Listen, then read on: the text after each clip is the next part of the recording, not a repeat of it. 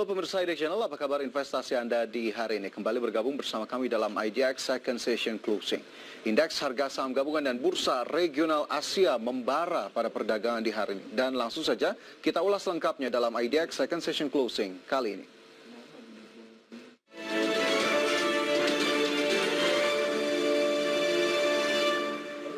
Ya, pemirsa, kita awali dengan informasi terkait posisi indeks harga saham gabungan pada penutupan perdagangan di sesi kedua hari ini. Setelah melemah pada penutupan di sesi 1, indeks harga saham gabungan belum mampu beranjak dari zona negatif, di mana berdasarkan data indeks harga saham gabungan tercatat terkoreksi 2,37%, cukup dalam atau kehilangan kurang lebih 142 poin dibandingkan level penutupan di hari kemarin. Indeks harga saham gabungan hanya mampu bertahan di level 6.019.750 atau meninggalkan teritori 6.100. Sementara itu pelemahan dari IHSG sempat menyentuh level terendah di 6.010.211. Adapun level tertinggi yang sempat dicapai di 6.174.459 pada awal perdagangan di sesi 1 hari ini. Sementara itu jika kita lihat nilai transaksi yang dibukukan oleh investor di sepanjang perdagangan hari ini mencapai 19,89 triliun rupiah. Adapun pelemahan dari IHSG hari ini didorong oleh 401 saham yang turun, sementara 116 saham masih mampu menguat dan 111 saham lainnya masih mengalami pergerakan yang stagnan. Pelemahan dari indeks harga saham gabungan juga cukup senada dengan pergerakan di bursa regional Asia, serta penutupan di bursa Wall Street yang variatif cenderung mengalami pelemahan. Sementara itu jika kita lihat pelemahan IHSG juga tergambar dari pergerakan secara year to date yang juga minus 4,39%. Kemudian bagaimana dengan aksi investor asing di perdagangan hari ini, pemirsa, di mana berdasarkan data di pasar reguler tercatat net sell dibukukan oleh foreign investor mencapai 707,47 miliar rupiah. Aksi jual dibukukan oleh investor yang mendorong penurunan IHSG cukup dalam hari ini lebih dari 2%. Sementara itu bagaimana kemudian dengan indeks lainnya, terutama MNC 36, Jakarta Islamic Index, dan juga MNC LQ45, maksud kami. Langsung saja kita cermati bersama data-datanya berikut ini. Di mana indeks MNC 36, pemirsa, pada hari ini terkoreksi 3,04% ke level 324.152. Jakarta Islamic Index turun dalam 3,56% ke level 638.281. LQ45 merosot 3,34%. ke posisi 938.585. Kemudian bagaimana dengan pergerakan sejumlah saham ataupun sektoral hingga penutupan di sesi kedua hari ini, pemirsa, di mana dapat kita cermati bersama sejumlah sektor, di antaranya perdagangan yang mencatatkan penurunan 2,92%, industri dasar turun 2,85%, aneka industri 2,36%, sementara sektor konsumsi terkoreksi 1,34%. Kemudian juga saya akan informasikan sedikit kepada Anda beberapa saham yang mencatatkan penurunan cukup dalam yang masuk dalam kategori top losers, pemirsa. Di antaranya ada Wika yang turun 6,97%, kemudian Asri turun 6,94%, PPRO turun hampir 7%, PSAB serta saham-saham lainnya yang juga mengalami penurunan dan menjadi kontributor utama dari pelemahan IHSG. Sementara saham-saham yang justru mencatatkan kenaikan atau masuk dalam kategori top gainers ada Bank Permata yang menguat signifikan 18,52%, kemudian BCIP naik 15,79%, Bank Maybank Indonesia BNI naik 14,86%, serta GMF, FIS, SIP, IRA dan juga sejumlah saham lainnya. Sementara itu bagaimana dengan kondisi bursa regional Asia yang tadi sudah sempat saya informasikan bahwa bursa saham Asia membara pada perdagangan di hari ini. Kita coba lihat bersama bagaimana kemudian posisi Nikkei 225, di mana Nikkei tercatat turun 1,04% ke level 26.436,39. Straight Time Index terkoreksi 1,12% ke level 2.814,67. Kospi Korea melemah 1,62% ke level 2.733,68 dan Hang Seng Hong Kong melemah 1,05% ke level 26.031,58.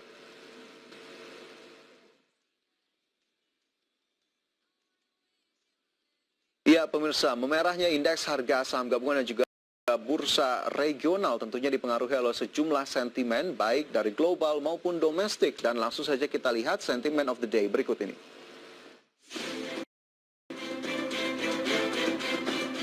Organisasi Kesehatan Dunia atau WHO memperingatkan terhadap kekhawatiran yang terlalu besar atas varian baru virus corona yang sangat menular dan telah muncul di Inggris. Melansir Reuters, Kepala Darurat WHO Mike Ryan WHO mengatakan kondisi ini adalah bagian normal dari evolusi pandemi. Mengutip data dari Inggris, pejabat WHO mengatakan belum ada bukti sejauh ini bahwa varian baru COVID-19 tersebut membuat orang lebih sakit atau lebih mematikan daripada jenis COVID-19 yang ada, meskipun dalam penyebarannya lebih mudah. Informasi sebelumnya, varian virus corona baru dikabarkan 70% lebih menular dari virus corona sebelumnya. Kondisi ini memaksa negara-negara besar Eropa untuk kembali menutup perbatasan dengan Inggris dan memunculkan kekhawatiran gangguan ekonomi lebih lanjut. Kabinet Jepang menyetujui anggaran senilai 1 triliun dolar Amerika atau sekitar 106,6 triliun yen untuk tahun fiskal 2021 mendatang. Dilansir dari Bloomberg, jumlah ini merupakan rekor anggaran tertinggi sekaligus menambah beban utang pemerintah Perdana Menteri Yoshihide Suga yang tengah berupaya melawan virus corona dan mendukung pemulihan ekonomi.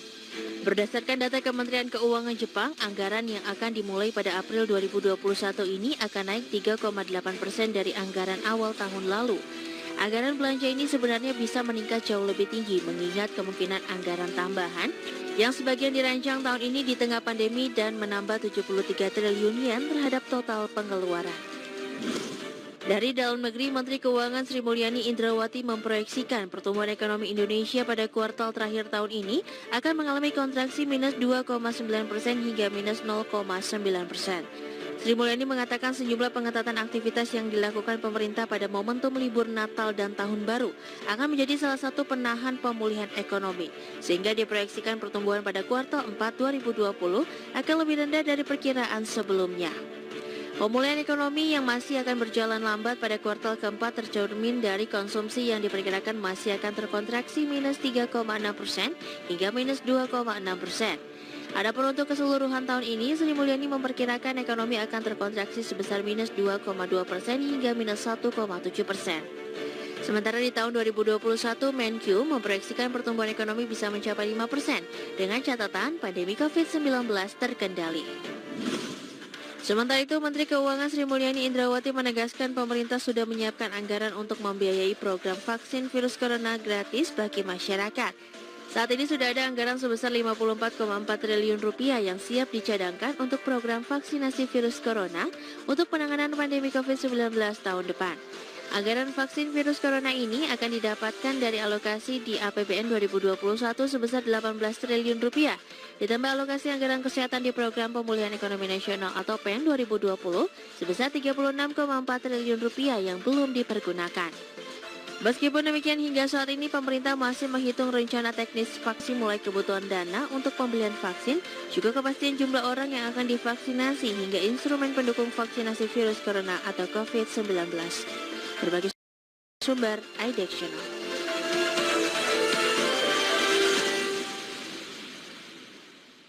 IDX Second Session Closing akan segera kembali dengan informasi lainnya. Tetaplah bersama kami.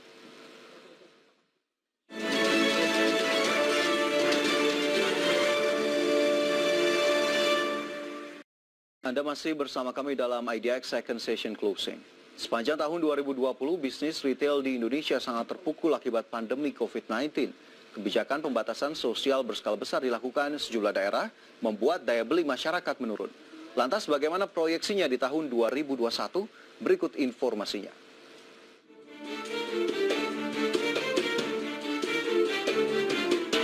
Sepanjang tahun 2020, bisnis retail di Indonesia sangat terpukul akibat pandemi COVID-19. Kondisi tersebut diperparah dengan kebijakan pembatasan sosial berskala besar yang dilakukan sejumlah daerah di Indonesia yang membuat daya beli masyarakat menurun. Para pelaku industri akhirnya lebih banyak mengandalkan penjualan secara online ketimbang offline. Berdasarkan catatan Bank Indonesia, indeks penjualan eceran pada kuartal 2 terkontraksi lebih dalam dibandingkan kuartal pertama. Sementara di kuartal 3 menorehkan kinerja yang cukup baik dibandingkan kuartal 2 meski masih berada di zona kontraksi. BI mencatat indeks penjualan eceran pada kuartal 3 tumbuh minus 9,6% secara year on year. Perbaikan kinerja penjualan eceran pada kuartal 3 ini terutama terjadi pada kelompok makanan, minuman, dan tembakau yang tumbuh positif 1,9% secara year on year. Para pelaku industri retail mengakui membaiknya indeks penjualan eceran pada kuartal 3 dorong oleh meningkatnya aktivitas masyarakat imbas dari pelonggaran PSBB di sejumlah daerah, serta insentif yang diberikan pemerintah melalui program ekonomi nasional. Sementara itu, menghadapi tahun 2021, Asosiasi Pengusaha Retail Indonesia optimis pertumbuhan bisnis retail di tahun depan akan lebih baik dari tahun ini. Para pelaku usaha berharap masuknya vaksin COVID-19 dan sejumlah sentimen positif yang telah terjadi dalam beberapa waktu terakhir mampu mendukung pertumbuhan industri retail di 2021. Aprindo memprediksi pertumbuhan industri retail tahun depan berada di angka 4 hingga 4,5%. Meski demikian, pelaku usaha mengakui pertumbuhan tersebut diyakini belum bisa menyamai capaian pertumbuhan yang terjadi sebelum pandemi COVID-19. Dari berbagai sumber untuk IDX Channel.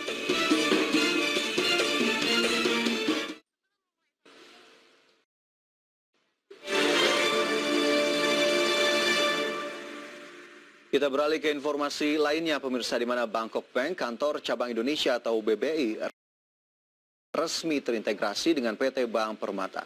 Efektif pertanggal 21 Desember 2020. Penggabungan ini menjadikan Bank Permata masuk dalam kategori Bank Umum Kegiatan Usaha atau Buku 4 dengan modal lebih dari 30 triliun rupiah. Penggabungan ini telah mendapatkan efektif dari OJK pada 21 Desember 2020 dengan Bangkok Bank Public Company Limited selaku pemegang saham pengendali. Operasional Bangkok Bank, kantor cabang Indonesia atau BBI ini setelah penggabungan di Jakarta dan Surabaya akan dilakukan sebagai Bank Permata. Sedangkan kantor cabang di Medan akan ditutup setelah tanggal efektif integrasi dan semua transaksi perbankan akan dilayani oleh Bank Permata. Sedangkan dari sisi sumber daya manusia, karyawan BBI akan bergabung dengan bank hasil penggabungan. Dikutip dari berbagai sumber, Direktur Utama Bank Permata Rida DM Wirakusuma mengatakan penggabungan kedua bank ini merupakan upaya untuk mendukung kebijakan konsolidasi dari Otoritas Jasa Keuangan atau OJK untuk memperkuat industri perbankan Indonesia. Setelah integrasi dan persetujuan OJK, Permata Bank akan menjadi bank buku 4 dengan struktur permodalan yang kuat, sehingga memperkuat peran sebagai agent of development untuk mendukung pertumbuhan bisnis nasabah. Selain itu, penggabungan ini akan memperkuat portofolio bisnis perusahaan yang berkomitmen memberikan layanan perbaikan digital, retail, syariah, UMKM, dan koperasi dengan kualitas prima bagi seluruh nasabah. Kekuatan Bangkok Bank akan menyediakan kapabilitas perbankan korporat dan jaringan cabang internasional serta basis pelanggan yang luas. Di sisi lain, dengan bergabungnya Bank Permata ke grup Bangkok Bank akan mendukung bisnis di Indonesia untuk mengambil peluang di pasar kawasan ASEAN. Berbagai sumber, IDX Channel. Ya, terkait Bank Permata, pemirsa, bagaimana kemudian pergerakan saham Bank Permata atau BNLI di perdagangan hari ini dan juga sepanjang tahun 2020. Kita cermati bersama dalam infografis yang pertama. Ini merupakan pergerakan harga saham BNLI pada perdagangan hari ini. Di mana kita lihat pada awal pembukaan sesi 1, saham BNLI berada di level 2.850, kemudian bergerak ke posisi 3.220 pada pukul 10 waktu Indonesia Barat. Dan berakhir di level 3.170 pada penutupan di sesi 1. Kemudian kita lihat pergerakan BNLI di sepanjang sesi kedua cukup bertahan, di mana BNLI masih berada di level 3.200 atau berakhir menguat signifikan 18,52%. Adapun nilai transaksi di hari ini mencapai 67,26 miliar rupiah dan market caps dari BNLI sebesar 89,74 triliun rupiah. Kemudian bagaimana dengan pergerakan saham BNLI sepanjang tahun 2020? Kita coba cermati bersama di infografis berikutnya. Di mana pada awal tahun 2020 saham BNLI tercatat bergerak flat begitu ya di level 1260 pada 2 Januari, kemudian 1140 pada 3 Februari, 1165 rupiah per saham pada 2 Maret, 1010 pada 1 April 2020 dan jika kita lihat di bulan-bulan berikutnya mampu mencatatkan penguatan sedikit demi sedikit dan mampu mencapai level-level yang lebih tinggi bahkan 2000-an begitu ya. Dan jika kita lihat di posisi akhir hari ini saham BNLI berada di level 3200 Ini berarti secara year to date saham BNLI mencatatkan penguatan 152,96% sejak awal tahun 2020. Adapun dalam 3 bulan terakhir, saham Bank Permata naik 141,51%. Kemudian bagaimana valuasi saham dari BNLI? Sejauh ini kita lihat dari beberapa indikator, diantaranya PE ratio dari BNLI 158,07 kali. Price to sales ratio 6,80 kali, sementara PBV ratio berada di posisi 3,76 kali, dan price to cash flow ratio atau PCFR 7,69 kali. Ya, pemirsa, usai jeda kami akan hadir dengan ulasan narasumber untuk mengulas bagaimana review perdagangan hari ini dan juga proyeksi di esok hari. Tetaplah bersama kami.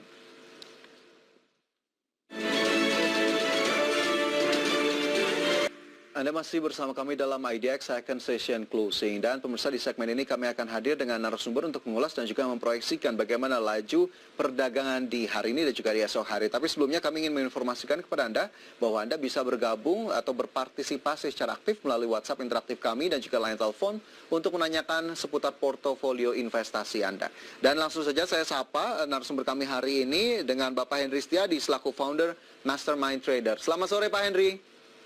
Selamat sore Pak Fajar. Apa kabar Pak Henry?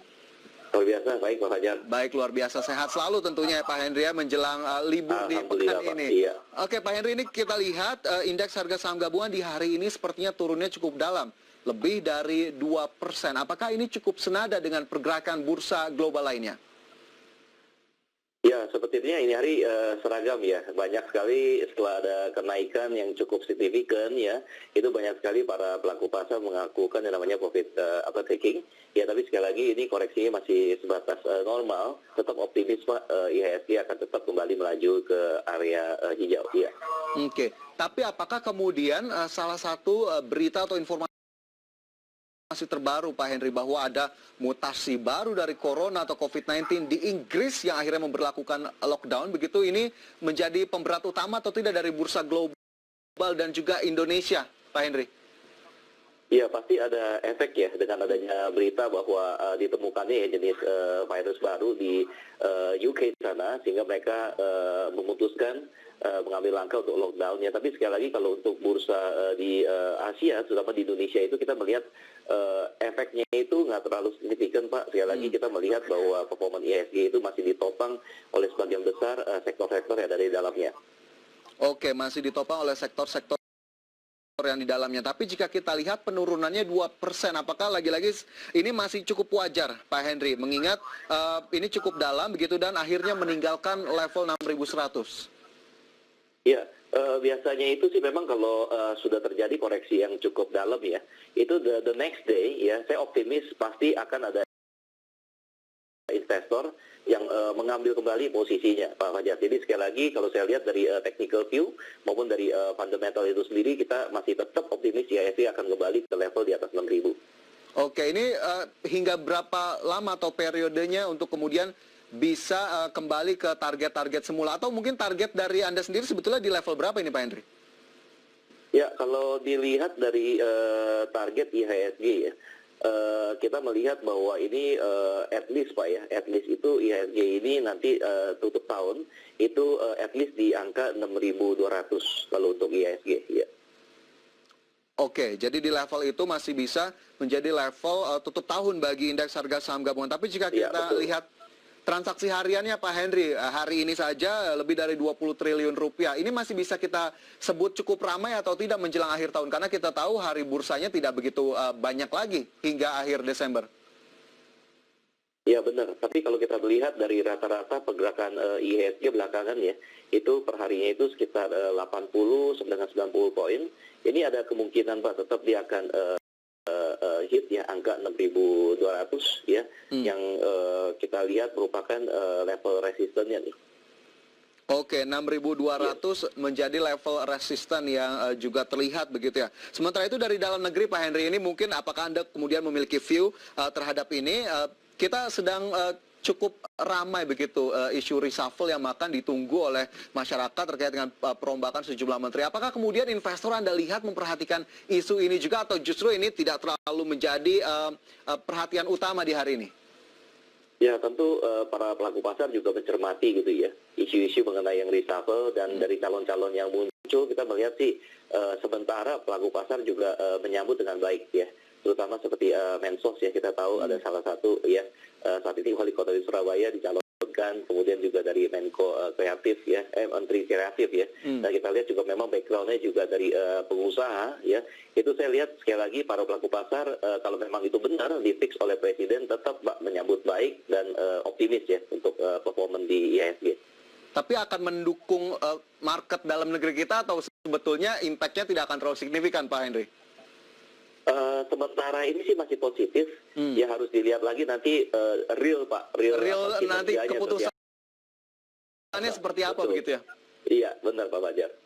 Oke, baik. Jadi memang kita masih tunggu. Pemirsa, bagaimana kemudian perkembangan dari hal ini? Apakah kemudian memang akan ada keputusan terkait hal tersebut? Kita nantikan tentunya. Sementara jika kita lihat dari pergerakan di hari ini, Pak Henry, cukup banyak sekali saham-saham yang mengalami penurunan, begitu ya. 397 saham melemah, kemudian 123 saham menguat, sementara 111 saham lainnya masih mengalami pergerakan stagnan. Apa yang kemudian menjadi catatan di hari ini, Pak Henry? Adakah kemudian sektor-sektor yang begitu menarik perhatian sehingga harus terkena aksi jual yang cukup besar?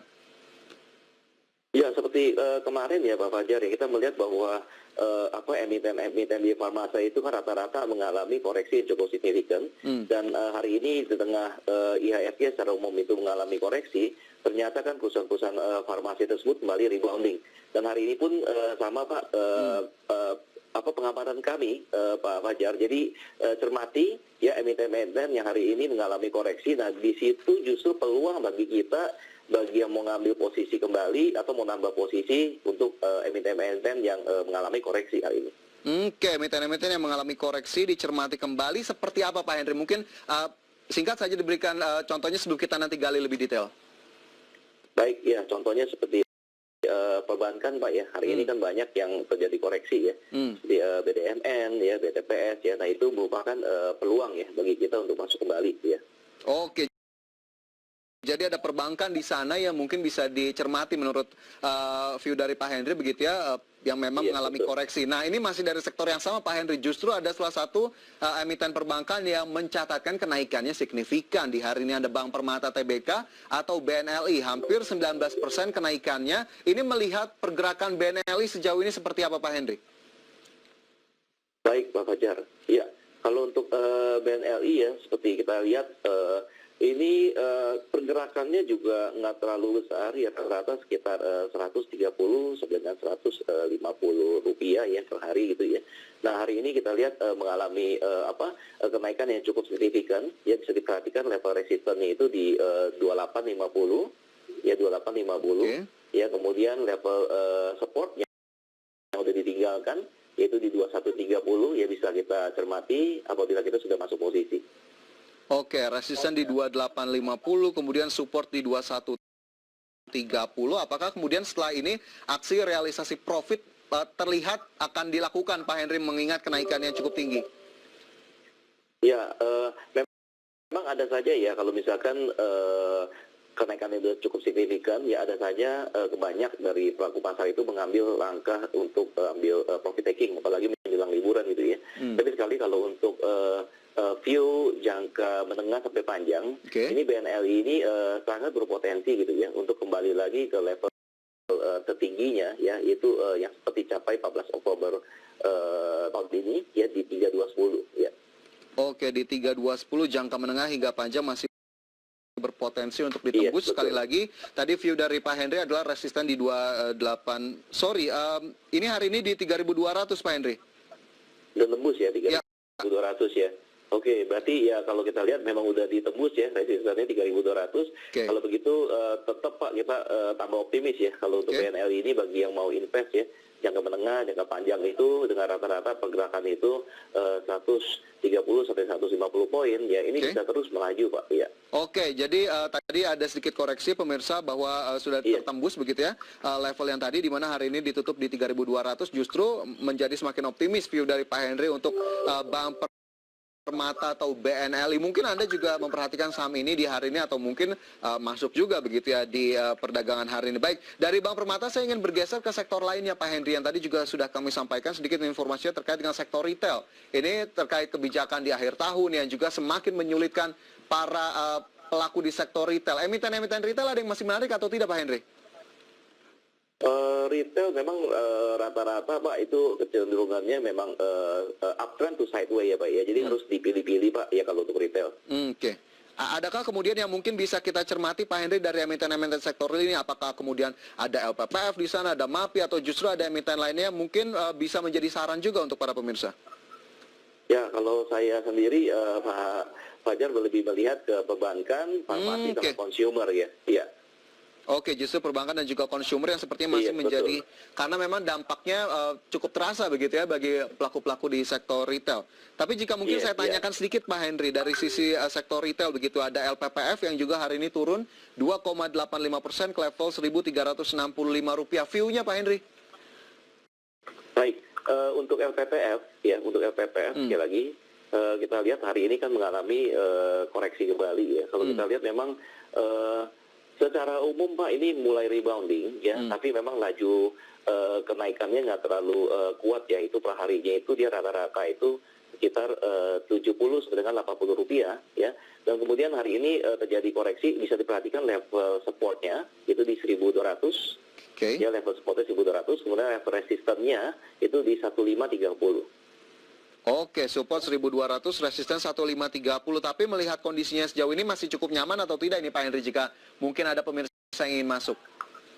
Ya, kalau mau masuk posisi lebih baik tunggu ya, karena masih ada potensi terjadi koreksi. Apakah dia mampu bertahan di atas 1200 kalau untuk LP? Itu di 1530. Oke, support 1200, resisten 1530. Tapi melihat kondisinya sejauh ini masih cukup nyaman atau tidak ini Pak Henry jika mungkin ada pemirsa yang ingin masuk?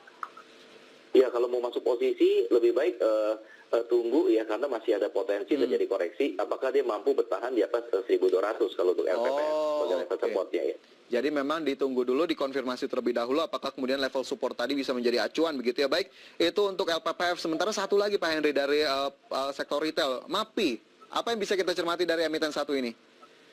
Oke, MAPI ya, Mitra Adi Perkasa. Ya, hari ini untuk kalau untuk MAPI secara umum masih uptrend Pak, masih uptrend ya. Hanya saja kalau misalkan yang sudah masuk posisi ya, perhatikan untuk level resistannya di 965, 965. Kemudian untuk level support itu bisa diperhatikan di level di level 795 untuk MAPI. Oke, 795, kemudian tadi resistennya di 965 ya Pak Henry ya?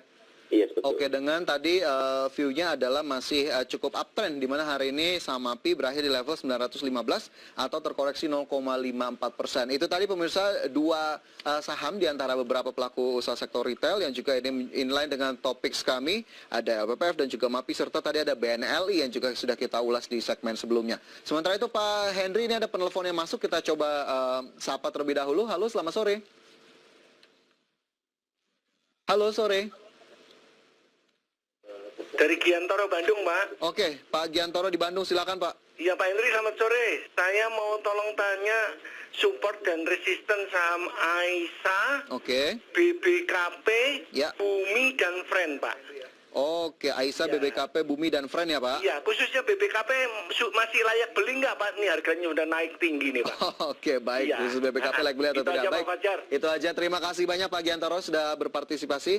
Pak Henry, sepertinya kita akan coba jawab tapi usai jeda begitu ya. Tapi ada penelpon terlebih dahulu yang juga sudah masuk. Halo, selamat sore.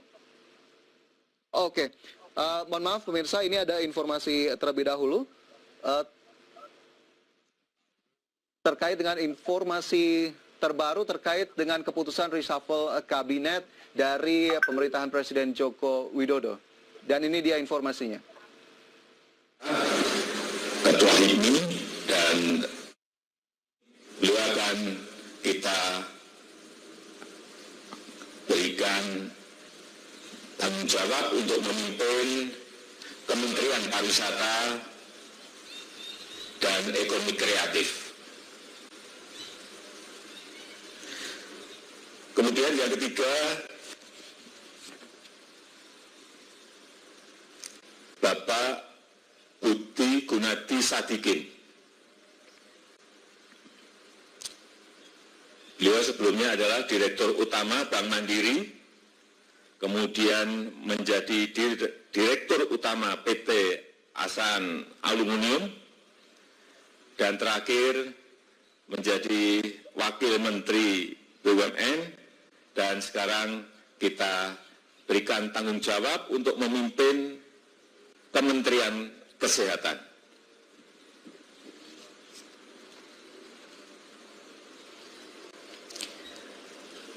Yang keempat adalah Bapak Yakut Khalil Kaumas.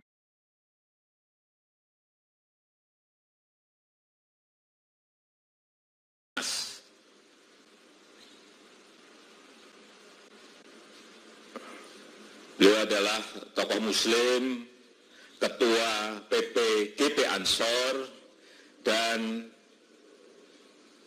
akan kita berikan tanggung jawab sebagai Menteri Agama.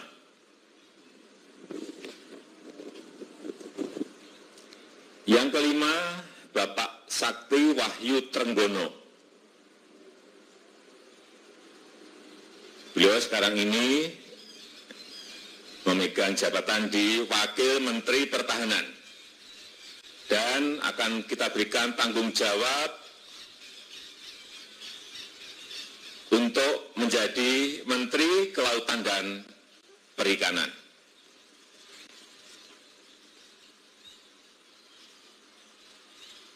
Yang terakhir, Bapak Muhammad Lutfi.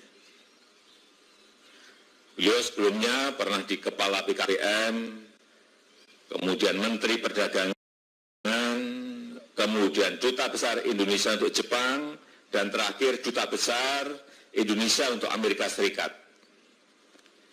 Dan sekarang akan kita berikan tugas memimpin Kementerian Perdagangan. Saya rasa itu perkenalan yang bisa saya sampaikan pada sore hari ini.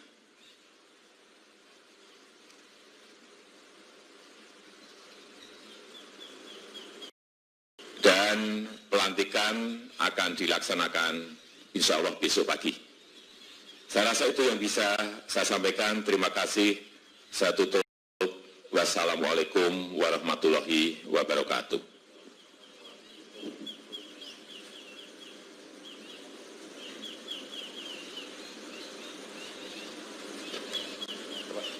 Kita foto.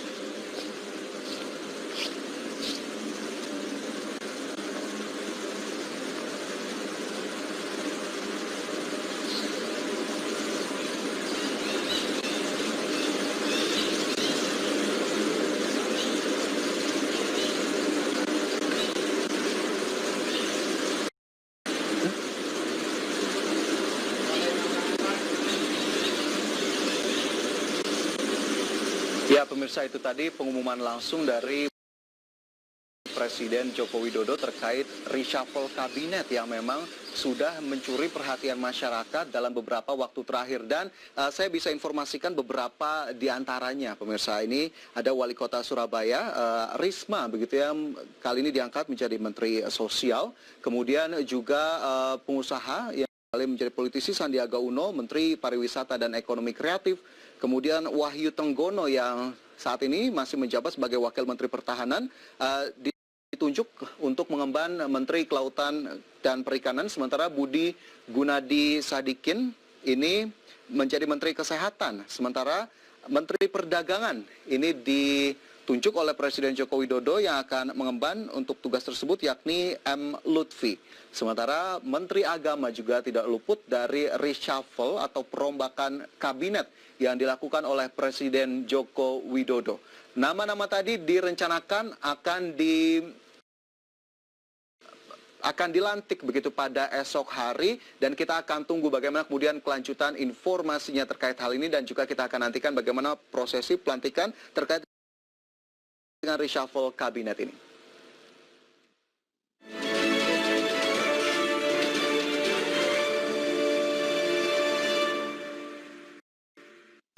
Ya, Anda kembali bersama kami dalam IDX Second Session Closing. Dan pemirsa, di segmen sebelumnya kami juga sempat menyinggung terkait dengan isu reshuffle kabinet yang juga menjadi perhatian pelaku pasar di hari ini. Dan akhirnya terjawab sudah dengan pengumuman resmi dari Presiden Joko Widodo di segmen sebelumnya terkait nama-nama yang ditunjuk menjadi menteri-menteri di sejumlah pos begitu ya, diantaranya Menteri Sosial, Parekraf, KKP dan juga sejumlah pos lainnya. Saya ingin tanyakan terlebih dahulu ke Pak Henry. Pak Henry melihat pengumuman ini, apakah kemudian akhirnya ini sudah sesuai dengan ekspektasi atau apa yang kemudian bisa kita baca dari hal ini? Ya, memang dari sebelumnya Pak Fajar kita tahu bahwa nama-nama itu sudah beredar gitu ya. Dan sekali lagi terus terang aja para pelaku pasar juga put high expectation ya pada para menteri yang baru ya, mudah-mudahan nanti bekerja dengan baik ya, berkarya bagi bangsa negara.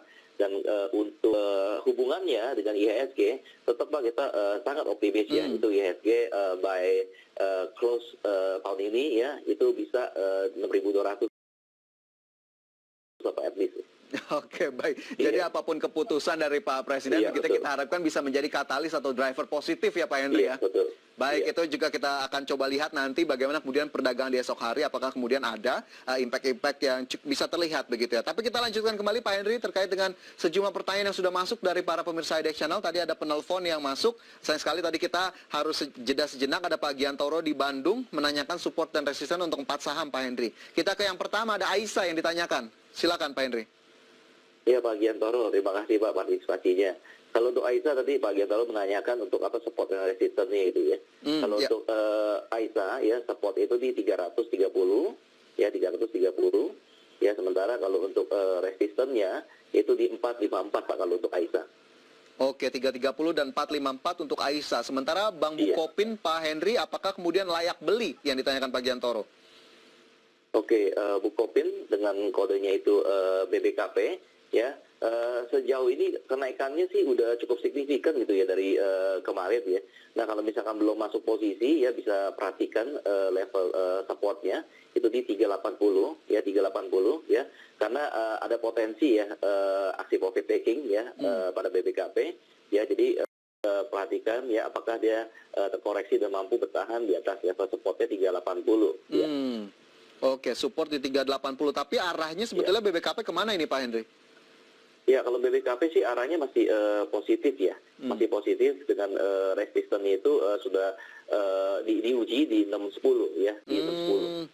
Oke, 610 sudah teruji meskipun tadi jika ditanyakan layak beli, sepertinya level support perlu diperhatikan Pak Giantoro di 380 menurut view dari Pak Henry. Sementara saham ketiga ada Bumi yang juga ditanyakan Pak Henry.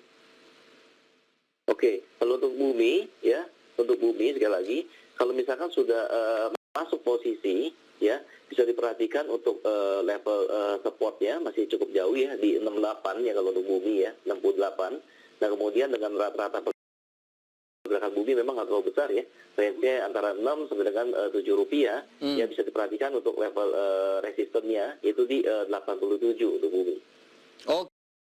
Oke, itu support dan resisten untuk Bumi. Sementara satu saham terakhir yang ditanyakan Pak Giantoro ada Friend, Pak Henry. Pak Giantoro untuk saham, sorry. Friend. Smart Friend, Pak Henry, Smart Friend. Oke, baik Pak Giantoro, iya, thank you. Untuk Smart Friend ya, dengan kodenya Friend, ya. Pak Giantoro kalau sudah masuk posisi, ya, juga diperhatikan untuk level support itu di 61 untuk Friend. Kemudian level resistennya, yaitu yang paling dekat itu di 89 ya, kita lihat kalau mampu break di atas 89 ini Fred ini besar kemungkinan ya dia akan terus melaju ya, nanti sampai dengan akhir tahun dengan rata-rata pergerakannya itu sekitar 15 rupiah per hari, bisa menembus di atas at least 100 rupiah. Oke, bisa menembus ke level tersebut begitu ya untuk Friend. Sementara support tadi 61, resisten di 89. Hari ini Friend terkoreksi 2,78%. Baik Pak Giantoro di Bandung, semoga bisa menjawab pertanyaan dari Anda. Pak Henry, pertanyaan lainnya kita akan coba jawab usai jeda. Dan pemirsa, jam beranjak di tempat Anda, kami segera kembali. Baik, Pak Fajar.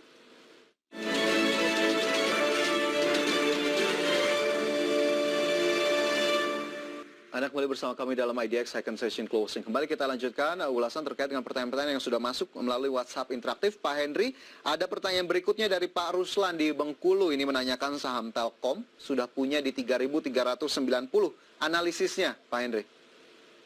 Oke, baik. Dari siapa Pak? Bengkulu? Pak Ruslan. Baik, Pak Ruslan, Pak dari Bengkulu, terima kasih partisipasinya. Kalau untuk Telkom, ya mari kita lihat. Ya, hari ini ditutup turun 4,55%. Ya, terkoreksi ya. Ya, jadi kalau misalkan udah masuk posisi, ya, bisa diperhatikan untuk level supportnya 3160, ya 3160. Ya, kemudian dengan rata-rata pergerakan Telkom itu per hari itu sekitar Rp150. Ya, bisa dicermati kalau sudah masuk posisi itu ada potensi ya, dia menguji kembali level resistannya itu di level 3.500.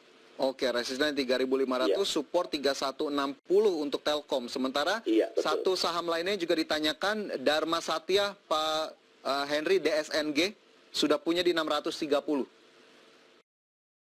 Sorry Pak, DSNG, Google, Dharma Satya Nusantara. Oh iya, Dharma Satya Nusantara, ya baik. Iya, untuk DSNG, ya itu secara umum masih uptrend ya Pak ya, masih uptrend. Ya perhatikan kalau misalkan sudah masuk posisi itu level supportnya itu di 610, 610. Ya kalau misalkan bisa bertahan dengan rata-rata pergerakan DSND itu sebesar 30 dengan Rp35, besar kemungkinan sekali lagi dia akan menguji level resistennya di 680 untuk DSNG. Oke, uji resisten 680, support di 610. Pak Ruslan silakan saja untuk menjadi acuan bagi Anda untuk Telkom dan juga DSNG. Sementara saya bergeser ke pertanyaan berikutnya, ada Chris di Cilacap, punya PTPP di 1939, kemudian Wika 2154, prospeknya untuk 1 minggu ini, Pak Henry yang ditanyakan. Kita ke PTPP terlebih dahulu.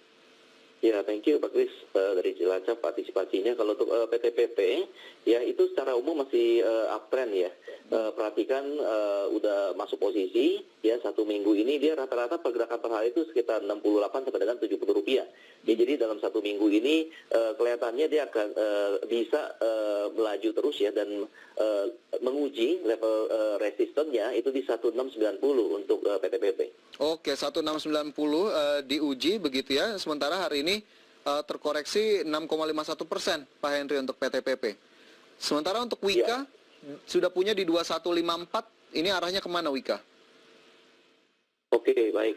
Kalau untuk Wika, ya untuk Wika itu untuk trennya nggak jauh berbeda sama PTPP gitu ya. Secara umum masih uptrend ya. Kalau sudah masuk posisi itu perhatikan level supportnya yang terdekat itu di 1750. Oke. 1750. Kemudian dalam 1 minggu ini rata-rata pergerakan per hari itu sekitar Rp90.